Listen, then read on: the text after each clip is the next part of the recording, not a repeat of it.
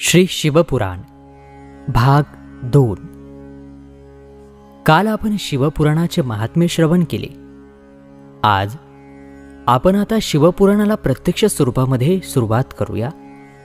शिवपुराणाच्या ज्या 7 संहिता आहेत त्यापैकी पहिल्या संहितेला सुरुवात करूया। यातील 1 ते 10 अध्याय आज आपण या भागामध्ये पाहूयात। आपण हा व्हिडिओ जास्तीत जास्त शेअर करा, म्हणजे सर्वांना शिवकृपेची प्राप्ती होईल आणि हा महान शिवपुराण ग्रंथ त्यांनाही श्रवण करता येईल।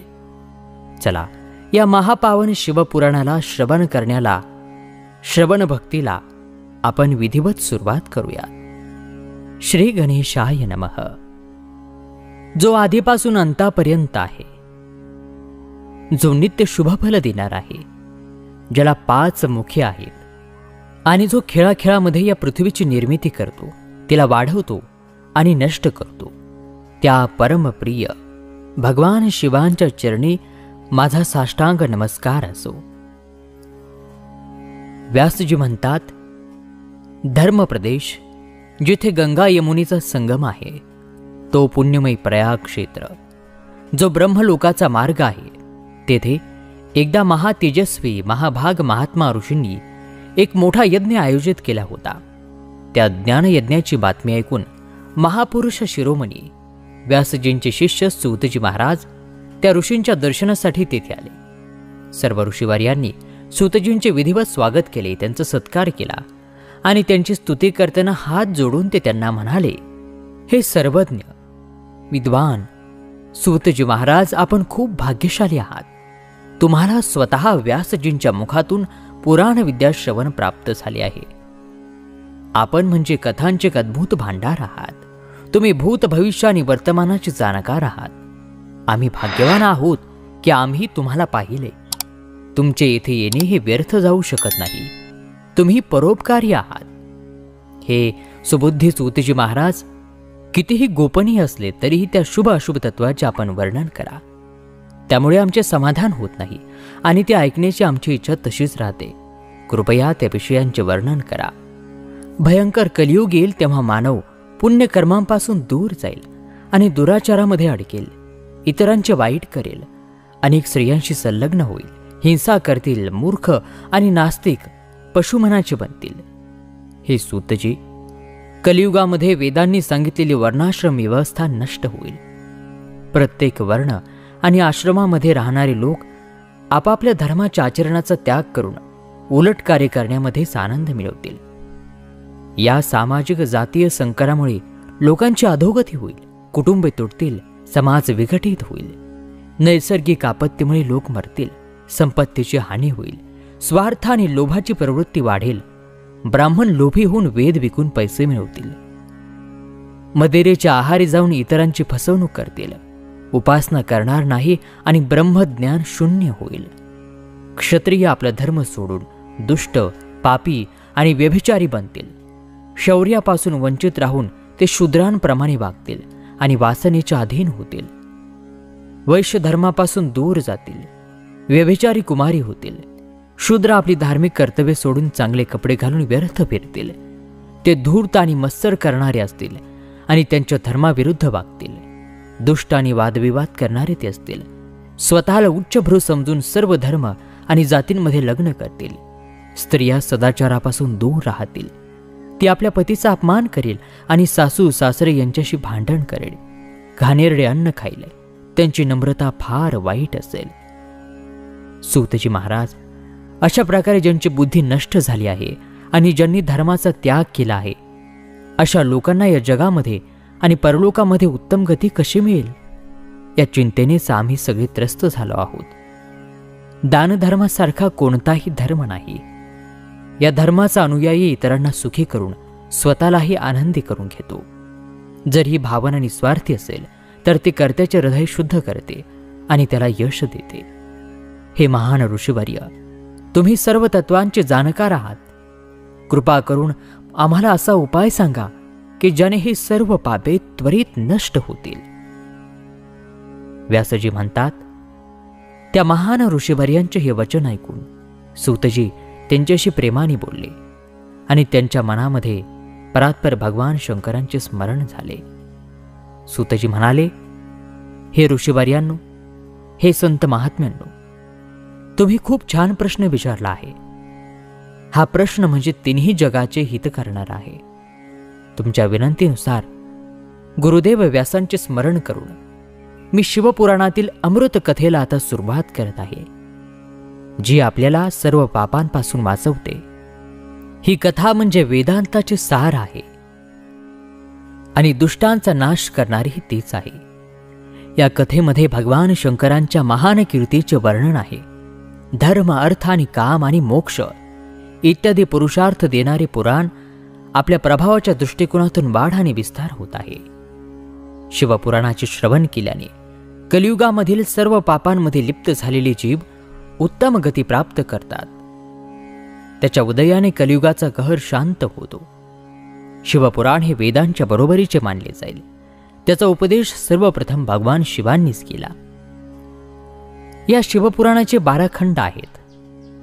ते अशा प्रकारे: विद्येश्वर संहिता, रुद्र संहिता, विनायक संहिता, उमा संहिता, सहस्रकोटी रुद्र संहिता, एकादश रुद्र संहिता, कैलाश संहिता, शत्रुद्र संहिता, कोटी रुद्र संहिता, मातृसंहिता, वयवीय संहिता आणि धर्म संहिता. विद्येश्वर संहितेमध्ये 10,000 श्लोक आहेत.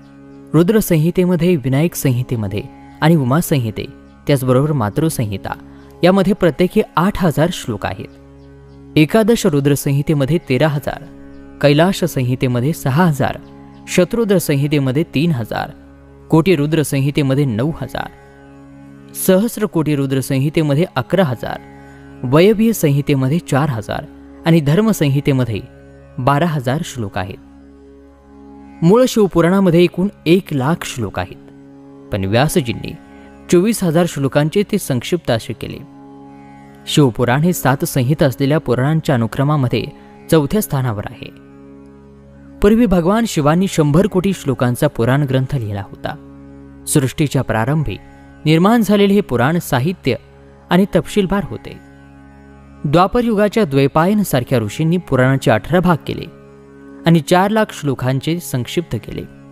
त्यानंतर व्यासजींनी त्यांचे 24,000 संक्षिप्त श्लोकांमध्ये भाषांतर केले. हे वेदतुल्य पुराण 7 संहितांमध्ये विभागलेले आहे. 7 संहिता असलेले हे शिवपुराण वेदांइतकेच अस्सल आणि उत्तम गती देणारे आहे. हे निर्मल शिवपुराण भगवान शिवांनी रचलेले आहे आणि थोडक्यामध्ये त्याचे संकलन करण्याचे श्रेय ते व्यासजींना जाते. शिवपुराण सर्व प्राणीमात्रांचे कल्याण करणारा, सर्व पापांचा नाश करणारा, सत्पुरुषांचे कल्याण करणारा, तुलनाविरहित आणि त्यामध्ये अद्वैत ज्ञान आणि वेदांनी प्रतिपादन केलेला शुद्ध असा धर्मग्रंथ आहे. शिवपुराण सर्वोत्कृष्ट मंत्रसमूहाचे संकलन आहे आणि हे सर्वांसाठी शिवधाम प्राप्तीचे एक महान साधन आहे. सर्व पुराणांपैकी सर्वश्रेष्ठ शिवपुराण हे विवेकबुद्धी असलेल्या विद्वानांसाठी ज्ञानाची वस्तू आहे. यामध्ये देवतांचे गान केलेले आहे. जो मनुष्य या अमृतमयी शिवपुराणाचे आदरपूर्वक पठण किंवा श्रवण करतो, तो भगवान शिवांना प्रिय होऊन परमगतीला प्राप्त होतो. व्यासजी महाराज म्हणतात, सूतजींचे वचन ऐकून सर्व महर्षी म्हणाले, हे प्रभू, तुम्ही वेद सदृश अद्भुत आणि सद्गुणयुक्त शिवपुराणाची कथा आम्हाला सांगा. सूतजी म्हणाले, हे महान ऋषीवर्य, भगवान शिवांचे स्मरण करून आणि वेदांच्या सारामधून प्रकट झालेल्या शिवपुराणातील अमृत कथा ऐका. शिवपुराणामध्ये भक्ती, ज्ञान आणि वैराग्यांचे गायन केलेले आहे. जेव्हा सृष्टी चालू झाली तेव्हा 6 कुळातील महान ऋषी आपापसामध्ये वाद घालू लागले की अमुक गोष्ट उत्कृष्ट आहे आणि अमुक नाही. जेव्हा या वादाने मोठे रूप धारण केले तेव्हा सर्वजण आपल्या शंकाचे निरसन करण्यासाठी ब्रह्माजीकडे गेले आणि ते हात जोडून म्हणाले, हे भगवान, सर्व जगाचे पालनपोषण करणारे तुम्हीच आहात. प्रभू, आम्हाला हे जाणून घ्यायचे आहे की सर्व तत्वांच्या पलीकडे असलेला परात्पर पुरुष कोण आहे. ब्रह्मदेव म्हणाले, ब्रह्मा, विष्णू, रुद्र आणि इंद्र इत्यादींनी युक्त हे सर्व जग, सर्व भूत आणि इंद्रियांसह प्रकट झाले आहे, तो देव महादेव सर्वज्ञ आणि परिपूर्ण आहे. भक्तीतूनच त्याच्या अंतिमत्वापर्यंत जाता येते. इतर कोणत्याही मार्गाने आपण त्यांच्या शेवटापर्यंत जाऊ शकत नाहीत. भगवान शिवांची अखंड भक्ती माणसाला सांसारिक बंधनातून मुक्त करते. भक्तीने त्यांना देवतेचा आशीर्वाद मिळतो. बीजापासून बी तयार होते. भगवान शंकराचा आशीर्वाद मिळावा म्हणून तुम्ही सर्व ब्रह्मर्षी पृथ्वीवर हजारो वर्ष चालणारा मोठा यज्ञ करा. भगवान शिवांच्या कृपेने तुम्हाला सार ज्ञानाची प्राप्ती होईल. शिवाच्या पदाची प्राप्ती हेच अंत आहे आणि सेवा हेच साधन आहे. आणि जो मनुष्य कोणत्याही फळाची इच्छा न ठेवता त्यांच्या भक्तीमध्ये तल्लीन असतो, तो साधक असतो. भगवान शंकरांच्या पावन चरणी कर्माच्या अनुष्ठानाने मिळणारे फळ अर्पण करणे हाच ईश्वर प्राप्तीचा मार्ग आहे आणि हेच मोक्षप्राप्तीचे एकमेव साधन आहे. साक्षात महेश्वराने भक्तीचे साधन सांगितलेले आहे. भगवंताचे नाम, गुण आणि करमणूक कानाने ऐकणे, वाणीने त्यांचे जप करणे आणि त्यांचे मनाने चिंतन करणे हे भगवान शिवांचे पद प्राप्त करण्याचे मोठे साधन आहे आणि याद्वारे सर्व इच्छा पूर्ण होतात. आपण आपल्या डोळ्यांसमोर जे पाहू शकतो त्याकडे आकर्षित होणे स्वाभाविक आहे, पण जी गोष्ट प्रत्यक्ष पाहता येत नाही ती गोष्ट केवळ ऐकून समजून घेऊन ती मिळवण्याचा प्रयत्न केला जातो. म्हणून श्रवण हे पहिले साधन आहे. श्रवणाने गुरूंच्या मुखातून सार ऐकून श्रेष्ठ बुद्धिमत्ता असलेल्या विद्वान इतर साधन, कीर्तन आणि ध्यान याद्वारे सामर्थ्य आणि सिद्धी प्राप्त करण्याचा प्रयत्न करतो. ध्यान केल्यानंतर या साधनेची साधना केल्याने मनुष्य हळूहळू भगवान शिवांशी एकरूप होतो आणि त्याला अत्यंत आनंद प्राप्त होतो. भगवान शिवांची उपासना, त्यांच्या नामाचा जप आणि त्यांच्या रूपाचे, गुणांचे, विलासाचे अंतःकरणामध्ये सतत चिंतन करणे यालाच मनन म्हणतात. महेश्वराच्या कृपेने उपलब्ध असलेल्या या साधनालाच मुख्य साधन म्हणतात. सूतजी म्हणतात, हे ऋषीमुनींनो, आता या साधनाची महती सांगताना मी एक तुम्हाला प्राचीन कथा सांगतो. ती तुम्ही सर्वजण लक्षपूर्वक ऐका. खूप वर्षांपूर्वी पराशर मुनींचे पुत्र माझे गुरुवर्य व्यास मुनी सरस्वती नदीच्या काठी तपश्चर्या करत होते. एके दिवशी भगवान सनत कुमार सूर्यासारख्या तेजस्वी विमानामध्ये प्रवास करून तेथे पोहोचले. माझे गुरुवर्य ध्यानामध्ये मग्न होते. उठल्यावर सनत कुमारांना समोर पाहून ते पटकन उठले आणि त्यांच्या पायाला स्पर्श करून त्यांना अर्घ्य दिले आणि त्यांना योग्य अशा आसनावर बसवले. प्रसन्न होऊन सनत कुमार गंभीर स्वरामध्ये म्हणाले, मुनी, तुम्ही सत्याचा विचार करा. सत्याचे चिंतन हाच श्रेय मिळवण्याचा मार्ग आहे. यामुळे कल्याणाचा मार्ग मोकळा होतो. हे खूप फायदेशीर आहे. जेव्हा जीवनामध्ये येते तेव्हा सर्व काही सुंदर बनते. सत्याचा अर्थ जो सदैव राहतो तो. यावर कालावधीचा कोणताही परिणाम होत नाही. तो नेहमी तसाच राहतो. सनतकुमार महर्षी व्यासांना पुढे म्हणाले, महर्षी, भगवान शिव हेच परम आहेत. भगवान शंकरांचे कथाश्रवण, जप आणि ध्यान करणे हे त्यांच्या प्राप्तीचे सर्वोत्तम साधन आहे. भूतकाळामध्ये इतर विविध मार्गांच्या गोंधळामध्ये भटकत तपश्चर्या करण्यासाठी मी मंदराचलावर पोचलो. काही वेळाने महेश्वर शिवांच्या आज्ञेने सर्वांचे साक्षीदार आणि शिवगणांचे स्वामी नंदिकेश्वर तेथे आले. त्यांनी प्रेमाने मुक्तीचे साधन मला सांगितले आणि सांगितले की भगवान शंकरांचे कथाश्रवण, जप आणि ध्यान हेच मुक्तीचे साधन आहे. ही गोष्ट मला देवाधिदेव भगवान शिवांनी सांगितली. त्यामुळे आपण या साधनांचाच उपयोग करावा. असे व्यासजींना सांगून सनतकुमार आपल्या अनुयायांसह ब्रह्मधामाला गेले. आणि अशा प्रकारे मी तुम्हाला या साधनाच्या थोडक्यामध्ये वर्णन केले. ऋषी म्हणाले, हे सूतजी, तुम्ही श्रवण, जप आणि ध्यान हे मोक्षाचे साधन सांगितले आहे. पण जो मनुष्य या तीनही साधनांमध्ये असमर्थ असेल तो मुक्त कसा होणार आणि कोणत्या कर्माने, कोणत्याही प्रयत्नाशिवाय तो मोक्ष मिळवू शकतो? त्यावरती सूतजी म्हणाले, अहो शौनकजी, श्रवण, नामजप आणि ध्यान यासारखी साधने करणे प्रत्येकाला सोपे नसते.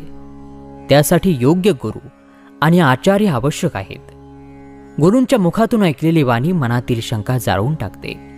गुरुमुखातून शिवतत्वाचे श्रवण केल्याने शिवस्वरूपाचे दर्शन आणि गुणवत्तेची अनुभूती होते. तरच भक्ताला भक्ती करता येते.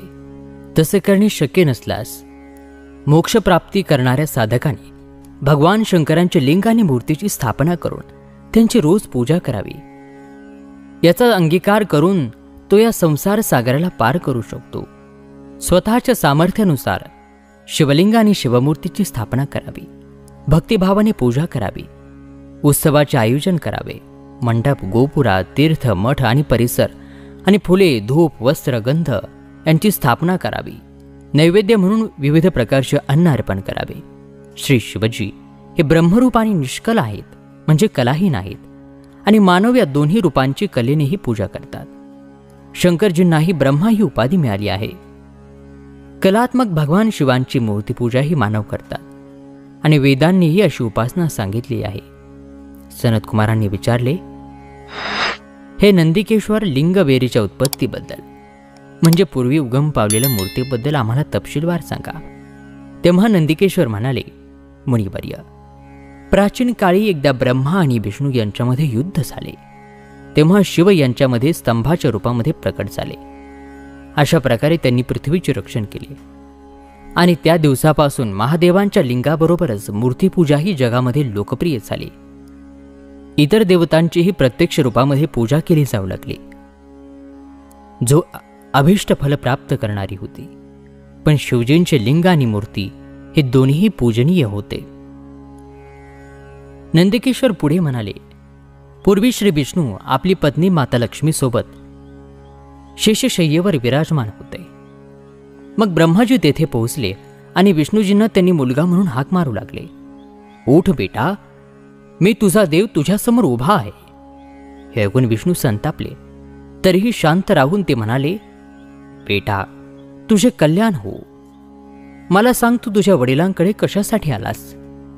हे ऐकून ब्रह्माजी म्हणू लागले की मी तुझा रक्षक आहे. मी सर्व जगाचा दाता आहे. सर्व जग माझ्यामध्ये वसलेले आहे. माझ्या नाभी कमळामधून प्रकट होऊन तू माझ्याशी असे बोलत आहेस. आणि त्यामुळे दोघांमध्ये वाद सुरू झाला. मग दोघेही स्वतःला भगवान म्हणून एकमेकांना मारायला तयार झाले. हंस आणि गरुडावर बसलेले दोघेही एकमेकांशी भांडू लागले. विष्णूजींनी ब्रह्माजींना छातीवर अनेक शस्त्रांनी वार करून व्याकुळ केले आणि त्यामुळे संतप्त झालेल्या ब्रह्माजींनी प्रत्युत्तर दिले आणि त्यांच्यावरती जोरदार प्रहार केला. त्यांच्या परस्परांच्या हाणामारीने देवता त्रासून निघाले. ते घाबरले आणि ते भगवान शंकरांकडे गेले. त्यांना सर्व व्यथा सांगितल्या. भगवान शिव आपल्या सभेमध्ये उमादेवीसोबत सिंहासनावर बसलेले होते आणि मंद स्मित करत होते. देवता तेथे आल्याबरोबर महादेव म्हणाले, पुत्र ब्रह्मा आणि विष्णू यांच्यातील युद्धामुळे तुम्ही खूप दुःखी आहात हे मला माहीत आहे. घाबरू नका, मी माझ्या गणांसह तुमच्याबरोबर येतो. तेव्हा भगवान शिव आपल्या नंदीवर आरूढ होऊन देवतांसह रणांगणाकडे निघाले. तेथे लपून ते ब्रह्मा विष्णूंचे युद्ध पाहू लागले. त्यांच्यामध्ये महाअग्निप्रमाणे स्तंभाच्या रूपामध्ये उभे राहिले. महाअग्नी दिसू लागताच दोघांची शस्त्र आपापल्या परीने शांत झाली. शस्त्र शांत होताच ब्रह्मा आणि विष्णू दोघेही अग्नीच्या रूपामध्ये असलेल्या त्या स्तंभाविषयी जाणून घ्या असे म्हणू लागले. दोघांनी त्यांची परीक्षा घेण्याचे ठरवले. भगवान विष्णूंनी वराहाचे रूप धारण केले आणि त्याला पाहण्यासाठी पृथ्वीवर गेले.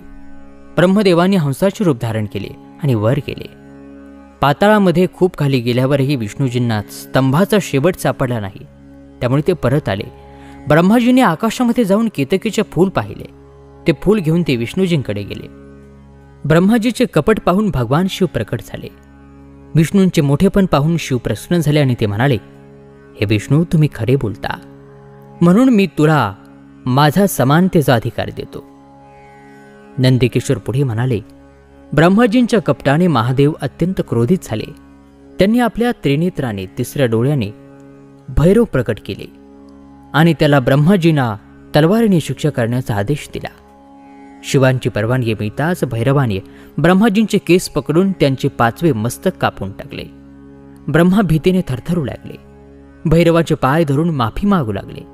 हे पाहून श्री विष्णूंनी भगवान शिवांना प्रार्थना केली की तुमच्या कृपेनेच ब्रह्माजींना 5वे मस्तक मिळाले त्यामुळे त्यांना क्षमा करा. तेव्हा भगवान शिवांची आज्ञा मिळाल्यावर भैरवाने ब्रह्मदेवांना सोडले. प्रतिष्ठा आणि देवपण दाखवण्यासाठी तुम्ही फसवणूक केले असे शिवजी म्हणाले. म्हणून मी तुम्हाला शाप देतो की तुम्ही आदरातिथ्य ठिकाण किंवा उत्सवाशिवाय राहाल. ब्रह्माजींना आपल्या चुकीचा पश्चाताप झाला. त्यांनी भगवान शंकरांचे पाय धरून क्षमा मागितली आणि त्यांना आपले 5वे मस्तक परत करण्याची विनंती केली. महादेव म्हणाले, जगाची परिस्थिती बिघडवण्यापासून वाचवण्यासाठी पाप्याला शिक्षा केलीच पाहिजे, जेणेकरून सार्वजनिक प्रतिष्ठा कायम राहील. मी तुला वरदान देतो की तू गणांचा आचार्य म्हणवशील आणि तुझ्याशिवाय यज्ञ पूर्ण होणार नाही. तेव्हा ते केतकी फुलाला म्हणाले, अरे दुष्ट केतकी फुला, आता तू माझ्या पूजेला अयोग्य होशील. तेव्हा केतकी पुष्पसुद्धा खूप दुःखी झाले आणि त्यांच्या पाया पडून माफी मागू लागले. तेव्हा महादेव म्हणू लागले, माझे वचन खोटे असू शकत नाही, म्हणून तू माझ्या भक्तांच्या योग्यतेचा होशील आणि अशा प्रकारे तुमचा जन्म सफल होईल. नंदिकेश्वर पुढे म्हणाले, ब्रह्मा आणि विष्णू शांतपणे भगवान शिवांना नमस्कार करून त्यांच्या उजव्या आणि डाव्या बाजूला उभे राहिले. त्यांनी आदरणीय महादेवांना उत्तम आसनावर बसून त्यांची पूजा केली. ज्या गोष्टी दीर्घकाळ स्थिर राहतात त्यांना पुष्पगोष्टी म्हणतात आणि थोड्या काळासाठी टिकणाऱ्या गोष्टींना नैसर्गिक गोष्टी म्हणतात. हार, नुपूर, कियूर, किरीट, रत्नांची कुंडले, यज्ञोपवीत, वस्त्र, फुलांच्या माळा, रेशमी वस्त्र, हार, अंगठी, फूल, तांबूल, कापूर, चंदन आणि अनुलोभ धूप अशा प्रकारे अनेक दैवी देणग्या देऊन त्यांनी भगवान शिवांची पूजा केली. ज्यांचे वैभव वाणी आणि मनाच्या आवाक्याबाहेरचे होते, जे केवळ परमात्म्यासाठी पात्र होते. यावर प्रसन्न होऊन भगवान शिव दोन्ही देवतांना हसून म्हणाले, पुत्र, आज तुम्ही केलेल्या उपासनेने मला खूप आनंद झाला, म्हणून हा दिवस अत्यंत पवित्र आणि महान असेल. हे तिथी शिवरात्री या नावाने प्रसिद्ध असेल आणि मला खूप प्रिय असेल. या दिवशी जो मनुष्य माझ्या लिंगाची म्हणजेच निराकार रूपाची किंवा माझ्या मूर्तीची म्हणजे शारीरिक स्वरूपाची रात्रंदिवस आपल्या शक्तीनुसार उपवास करून पूजा करतो, तो माझा सर्वात प्रिय भक्त होईल. वर्षभर माझी पूजा केल्याने जे फळ मिळते ते फळ शिवरात्रीला माझी पूजा केल्याने लगेच मिळेल. जसा पौर्णिमेचा उदय हा समुद्राच्या उदयाचा प्रसंग असतो, तसेच शिवरात्री तिथी ही माझ्या धर्माच्या वाढीची वेळ आहे. ही तिथी माझ्या स्थापनेचा शुभ सोहळा असावा. मार्गशीर्ष महिन्यातील आर्द्रा नक्षत्राच्या पौर्णिमेला किंवा प्रतिपदेला मी प्रकाश स्तंभाच्या रूपामध्ये प्रकट झालो. या दिवशी जो कोणी मला पार्वती सोबत पाहतो किंवा माझ्या मूर्तीची किंवा लिंगाची पूजा करतो, तो मला कार्तिकेपेक्षाही प्रिय आहे. या शुभ दिवशी माझे दर्शन पूर्ण फल देते. दर्शनासोबत माझी पूजा केली तर त्याला इतके फळ मिळते की त्याचे वर्णन वाणीने करता येत नाही. लिंगाच्या रूपामध्ये दिसणारा मी खूप मोठा झालो होतो, त्यामुळे लिंगामुळे हा तळमजला लिंगस्थान म्हणून प्रसिद्ध झाला. जगातील लोकांसाठी हे शाश्वत आणि अनंत ज्योतिस्तंभ किंवा ज्योतिर्मय लिंग अगदी लहान होईल. हे लिंग सर्व प्रकारचे उपभोग देणारे भोग आणि मोक्षाचे एकमेव साधन आहे. त्याचे दर्शन, स्पर्श आणि ध्यान जीवांना जन्म मृत्यूच्या दुःखापासून वाचवणारे आहे. येथील शिवलिंगाच्या रूपामुळे हे ठिकाण अरुणाचल या नावाने प्रसिद्ध होईल. मोठमोठी तीर्थे तिथे दिसतील. या ठिकाणी राहून किंवा मृत्यू प्राप्त होऊन जीवांना मोक्ष प्राप्त होईल. माझी 2 रूपे आहेत, प्रत्यक्ष शारीरिक आणि निराकार. प्रथम मी माझ्या स्तंभाच्या रूपामध्ये प्रकट झालो, मग त्याच्या खऱ्या रूपामध्ये ब्रह्मभाव हे माझे निराकार रूप आहे आणि महेश्वर भाव हे माझे सत्य रूप आहे. हे दोन्ही माझे परिपूर्ण रूपे आहेत. मी परम देव आहे. प्राणी मात्रांवर दया दाखवणे हे माझे कर्तव्य आहे. जगाच्या वाढीमुळे मला ब्रह्म म्हणतात. सर्वत्र स्थित असल्याने मी सर्वांचा आत्मा आहे. माझे लिंग हे माझे रूप आहे आणि तेच मला अतिशय जवळचे आहे. माझ्या लिंगाची स्थापना करणारा उपासक माझी समानता प्राप्त करतो आणि माझ्याशी एकत्व अनुभवून जगाच्या सागरातून, संसार सागरातून मुक्त होतो. जिवंतपणे परमानंदाची अनुभूती करून देहाचा त्याग करून तू अंतिम शिवलोकाला प्राप्त होतो, म्हणजे तो माझेच रूप बनतो. मूर्तीची स्थापना लिंगाच्या दृष्टीने दुय्यम आहे. हे त्या भक्तांसाठी आहे जे शिवतत्वाचे पालन करू शकत नाहीत. ब्रह्मा आणि विष्णूंनी विचारले, प्रभो, सृष्टी आदी पंचकृतींचे वैशिष्ट्य कोणते आहेत ते आम्हा दोघांनाही सांगा. त्यावेळी भगवान शिव म्हणाले, माझे कार्य समजण्यासाठी खूप खोल आहे, तथापि मी तुम्हाला ते अत्यंत प्रेमाने सांगतो. सृष्टी, पालन, संहार, तिरोभाव आणि कृपा ही माझ्या जगाशी संबंधित 5 कर्मे आहेत. ती रोज सिद्ध होत आहेत. जगाच्या उत्पत्तीच्या आरंभाला सृष्टी म्हणतात. माझे पालनपोषण होत असल्याने सृष्टीची स्थिरता त्याचा अनुयायी आहे. त्याचा नाश म्हणजे संहार. प्राणाच्या उलट्याला तिरोभाव म्हणतात. आणि या सर्वांपासून मुक्त होणे हीच माझी कृपा म्हणजेच मोक्ष आहे. ही माझी पंचकर्मे आहेत. सृष्टी इत्यादी 4 कृती जगाचा विस्तार करणार आहेत. 5वी कृती मोक्षाची आहे. माझ्या भक्तांना ही पंचकर्मे पंचभूतांमध्ये दिसतात. पृथ्वीवर सृष्टी, पाण्याची स्थिती, अग्नीमध्ये विनाश, लुप्त होणे हवेमध्ये आणि कृपा आकाशामध्ये. प्रत्येकजण पृथ्वीपासून निर्माण झाला. पाणी वाढते, आग सर्वांना जाळून खाक करते. 12 एका ठिकाणाहून दुसऱ्या ठिकाणी घेऊन जातो आणि आकाश सर्वांना आशीर्वाद देते. या पंचकर्मांचा भार वाहण्यासाठी माझ्याकडे 5 मुखे आहेत. 4 दिशांना 4 मुखे आणि मधोमध 5वा मुख. हे पुत्रांनो, तुम्ही दोघांनी मला तपश्चर्या करून प्रसन्न करून घेतले आणि सृष्टी आणि पालन पोषण ही 2 कार्ये साध्य केली. त्याप्रमाणे माझे विभूती स्वरूप रुद्र आणि महेश्वर यांनी माझ्याकडून संहार आणि लोपाची कार्य प्राप्त केली. परंतु मी स्वतः मोक्ष प्रदान करतो. पूर्वी ओंकाराच्या रूपाने प्रसिद्ध असलेला माझा आत्ममंत्र मी उपदेश केला. हा शुभ मंत्र आहे. सर्वप्रथम माझ्या मुखातून ओंकार प्रकट झाला, जो माझ्या रूपाची समज देतो. हे सतत स्मरणात राहिल्याने माझी आठवण येते. माझ्या उत्तर मुखातून अकार, पश्चिम मुखातून उकार, दक्षिण मुखातून मकार आणि अग्रमुखातून बिंदू आणि मध्य मुखातून नाद प्रकट झाला. अशा प्रकारे या 5 घटकांमधून ओंकाराचा विस्तार झाला. हे 5 घटक एकत्र आल्यावर प्रणव ओम या अक्षराचा जन्म झाला. जगामध्ये जन्मलेले सर्व स्त्री पुरुष या प्रणव मंत्रामध्ये मग्न आहेत. हा मंत्र शिव आणि शक्ती या दोहोंचा मर्मज्ञ आहे. ओम नमः शिवाय या पंचाक्षरी मंत्राचा हा मूळ आहे. हे माझ्या वास्तविक स्वरूपाचे निदर्शक आहे. या पंचाक्षर मंत्रामधून मातृका वर्ण प्रकट झाले, जे 5 भेद आहेत. त्यामुळे शिरोमंत्रासह त्रिपदा गायत्री प्रकट झाली आहे. या गायत्रीमधून संपूर्ण वेद प्रकट झाले आणि ते वेदांमधून करोडो मंत्र निघाले.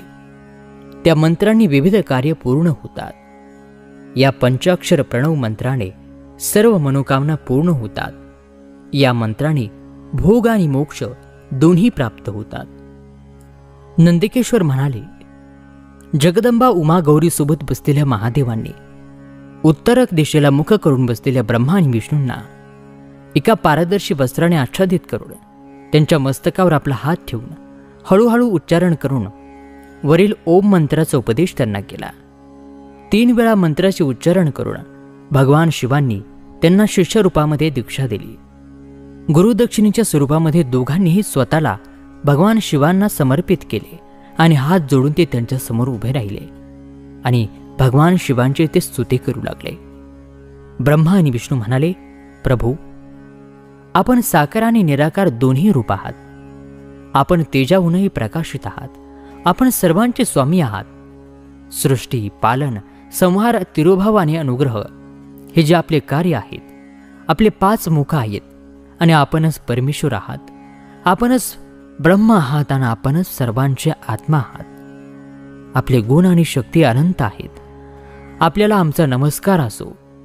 आणि अशा प्रकारे महेश्वरांची स्तुती करत ब्रह्मा आणि विष्णू यांनी त्यांच्या चरणी प्रणाम केला. महेश्वर महादेव बोलले, आद्रा नक्षत्रामधील चतुर्दशीला जो या मंत्राचा जप करेल त्याला अक्षय फलप्राप्ती होईल. सूर्य संक्रांतीच्या वेळी महाआद्रा नक्षत्रामध्ये एकदा केलेला जप लाखो वेळा जप केल्याचे फळ देणार आहे. मृग नक्षत्राच्या शेवटचा भाग आणि पुनर्वसू आरंभीचा भाग या ठिकाणी पूजा, होम आणि तर्पण यासाठी नेहमी आदराप्रमाणे असतो. माझ्या लिंगाचे दर्शन प्रातःकाळी म्हणजे मध्यान्हाच्या पूर्वकाळी करायला हवे. माझे दर्शन आणि पूजन करण्यासाठी चतुर्दशी तिथी उत्तम आहे. पूजा करणाऱ्या भक्तांसाठी माझे लिंग आणि माझी मूर्ती दोन्ही समान आहेत, पण तरीही मूर्तीच्या बदल्यामध्ये लिंगाचे स्थान उंच आहे. म्हणून मनुष्यांनी सदैव शिवलिंगाचेही पूजन करावे. लिंगाचे पूजन ओंकार मंत्राने आणि पंचाक्षर मंत्राने मूर्तीपूजन करायला हवे. शिवलिंगाची स्वतः स्थापना किंवा दुसऱ्यांकडून स्थापना करून त्यांना द्रव्य देऊन पूजा करून माझ्या पदाची तुम्ही प्राप्ती करून घेता. आणि या प्रकारे आपल्या दोनही शिष्यांना उपदेश करून भगवान शिव अंतर्धान पावले. आणि श्रोते, याचबरोबर शिवपुराणातील भाग 2 या ठिकाणी समाप्त होत आहे. उर्वरित कथाभाग पुढील 3ऱ्या भागामध्ये. तोपर्यंत नमस्कार, धन्यवाद. ओम नमः शिवाय.